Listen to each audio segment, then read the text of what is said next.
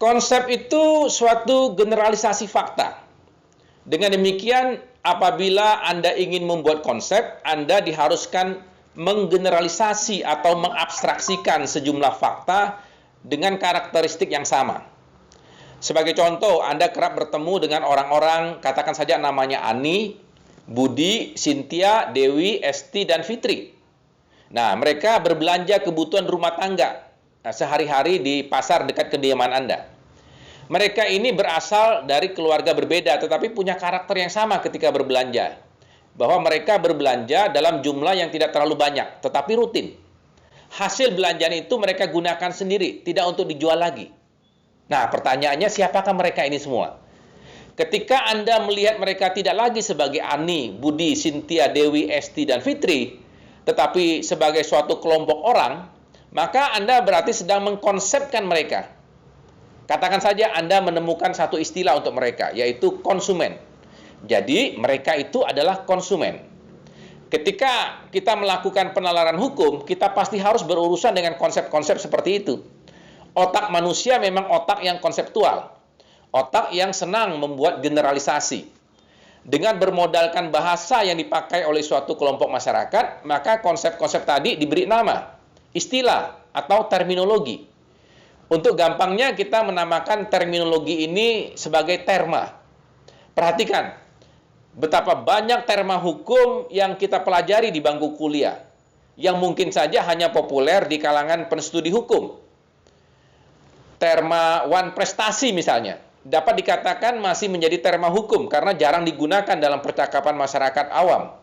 Apalagi terma yang masih dalam istilah bahasa asing seperti onrecht matagedat, Varespak, Strafbarvet, Strafvinding, dan masih banyak lagi ya.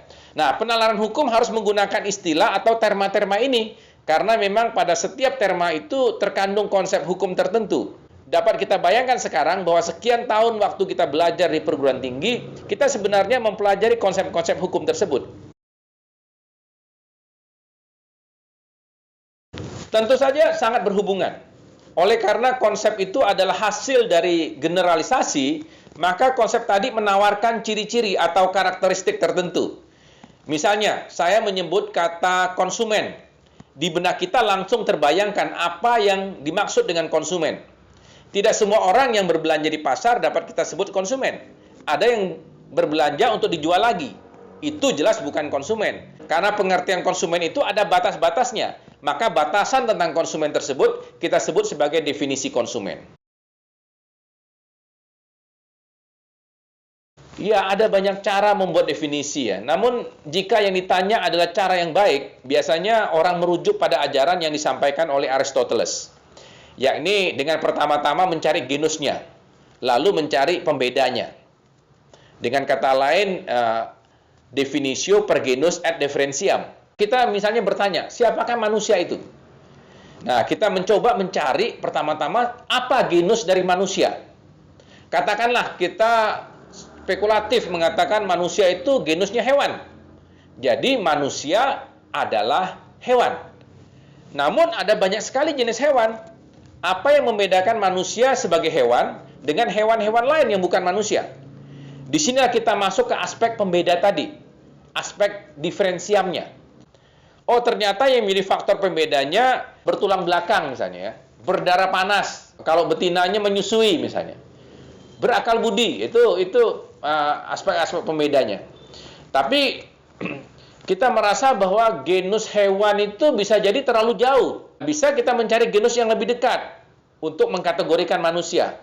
Artinya kita mencari genus proksimumnya, genus yang paling dekat. Nah, kalau tadi kita mengatakan manusia adalah hewan yang bertulang belakang, berdarah panas, dan menyusui anak serta akal budi, maka kalau kita bisa mencari genus proksimumnya, misalnya kita ganti kata hewan itu dengan kata mamalia, maka kita bisa membuat definisi yang lebih singkat. Manusia adalah mamalia yang berakal budi. Sebab kata-kata seperti bertulang belakang, berdarah panas, dan betinanya menyusui, itu sudah tertampung oleh mamalia tadi. Nah, di sini Anda sebenarnya bisa berlatih membuat berbagai jenis definisi. Khususnya definisi yang disebut definisi konotatif ya. Ya, terkait terma-terma hukum, misalnya soal tadi konsumen. Siapakah konsumen itu? Ya, kita bisa cari genus proksimumnya, lalu kita cari ciri-ciri pembedanya. Tadi saya mengajak Anda untuk mendefinisikan konsumen. Kita kembali ke contoh yang awal tadi ya. Jika Anda cermati definisi konsumen di dalam pasal 1 butir 2 Undang-Undang Nomor 8 tahun 1999 tentang perlindungan konsumen, maka Anda akan temukan sebuah definisi. Di situ dikatakan bahwa konsumen adalah setiap orang pemakai barang dan atau jasa yang tersedia dalam masyarakat, baik bagi kepentingan diri sendiri, keluarga, orang lain, maupun makhluk hidup lain, dan tidak untuk diperdagangkan. Definisi ini termasuk definisi konotatif karena memberi batasan dengan mendeskripsikan ciri-ciri umum dari konsumen itu. Definisi konotatif ini sering disebut dengan intensi yang dilawankan dengan ekstensi, yaitu definisi denotatif. Dalam definisi denotatif yang dianggap sebagai konsumen adalah orang-orang. Seperti tadi kita sebutkan namanya ada Ani, Budi, Cynthia, Dewi, Esti, Fitri, ya, itu konsumen secara denotatif. Apabila konotasinya bertambah, maka denotasinya akan makin sedikit. Sebaliknya, jika konotasinya dikurangi, maka denotasinya akan makin banyak. Sekarang mari kita uji hubungan denotasi dan konotasi tersebut dengan merujuk pada definisi tentang konsumen pada undang-undang yang lain, yaitu Undang-Undang Nomor 5 Tahun 1999 tentang larangan praktek monopoli dan persaingan usaha tidak sehat. Dalam pasal 1 butir 15 tertulis bahwa konsumen adalah setiap pemakai dan atau pengguna barang dan atau jasa baik untuk kepentingan diri sendiri maupun untuk kepentingan pihak lain. Anda dapat melihat bahwa definisi dalam Undang-Undang Nomor 5 tadi lebih singkat daripada definisi dalam Undang-Undang Nomor 8. Pertanyaannya adalah, apakah berarti secara denotatif konsumen dalam Undang-Undang Nomor 5 tahun 1999 lebih banyak anggotanya atau ekstensinya dibandingkan dengan konsumen menurut Undang-Undang Nomor 8? Jika ternyata tidak, maka penambahan ciri pembeda dalam Undang-Undang Nomor 8 itu ternyata sia-sia, dalam arti tidak memberi perbedaan pemaknaan apa-apa. Dalam setiap undang-undang, biasanya ditemukan kombinasi antara definisi konotatif dan definisi denotatif. Definisi denotatif itu disebut juga definisi primitif, karena memang main tunjuk saja, langsung ke anggota di dalam genus proksimum tersebut. Mari kita perhatikan definisi tentang menteri di dalam Undang-Undang Nomor 8 Tahun 1999. Pasal 1 butir 13 menyebutkan bahwa menteri adalah menteri yang ruang lingkup tugas dan tanggung jawabnya meliputi bidang perdagangan. Jika mengikuti petunjuk Aristoteles, cara pembuatan definisi seperti ini tentu tidak tepat. Menteri adalah menteri. Jadi kata yang didefinisikan atau definendum dimunculkan di dalam frasa yang mendefinisikan atau definiens. Namun demi efisiensi dalam pembentukan definisi, pembentuk undang-undang ini ingin secara eksplisit merujuk kepada salah satu menteri yang portofolio tugasnya di bidang perdagangan. Ada begitu banyak menteri dalam kabinet pemerintah saat ini. Dan yang dimaksud dalam undang-undang ini hanya menteri yang bertanggung jawab di bidang perdagangan. Apakah definisi denotatif ini mempunyai bahaya? Ya, ada bahayanya. Kita ambil contoh saja, misalnya pasal 1 butir 1 Undang-Undang Nomor 35 tahun 2009 tentang narkotika. Di situ ada definisi bahwa narkotika adalah zat atau obat yang berasal dari tanaman atau bukan tanaman, baik sintetis maupun semi-sintetis, yang dapat menyebabkan penurunan atau perubahan kesadaran, hilangnya rasa, mengurangi sampai menghilangkan rasa nyeri, dan dapat menimbulkan ketergantungan yang dibedakan ke dalam golongan-golongan sebagaimana terlampir dalam undang-undang ini. Kita perhatikan di sini, definisi ini semula adalah definisi konotatif.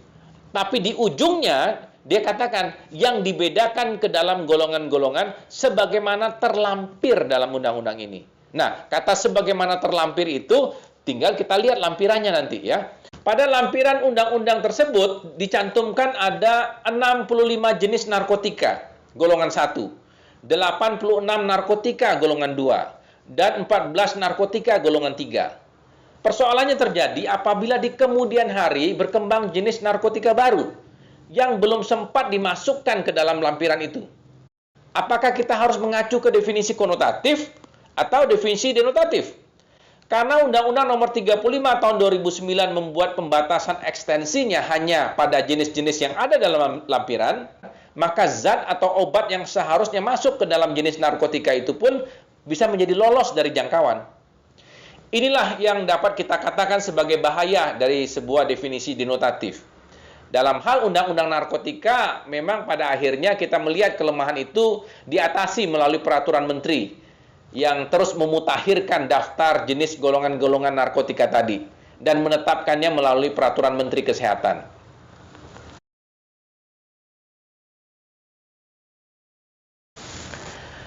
Penguasaan konsep-konsep hukum dengan terminologi yang dilekatkan pada konsep-konsep tersebut adalah pintu masuk dalam mempelajari penalaran hukum. Anda yang ingin belajar hukum dengan baik, wajib untuk mengenal sebanyak mungkin konsep hukum. Pahami dengan baik batasan atau definisi dari konsep-konsep hukum tadi. Melalui definisi konotatif, kita dapat mengetahui ciri-ciri atau karakteristik secara general. Namun kita juga harus paham apa atau siapa saja yang memenuhi ciri-ciri tersebut. Disinilah kita berbicara tentang definisi denotatif.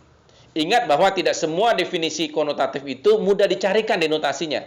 Konsep-konsep yang abstrak, hasil dari konstruksi seringkali tidak mudah didenotasikan. Anda mungkin bisa menunjuk siapa ini maksud dengan manusia. Namun Anda pasti sulit atau lebih sulit jika diminta untuk mencari denotasi dari kemanusiaan. Nah, belajar penalaran hukum tentu menarik sekali apabila kita memahami hal-hal mendasar seperti itu.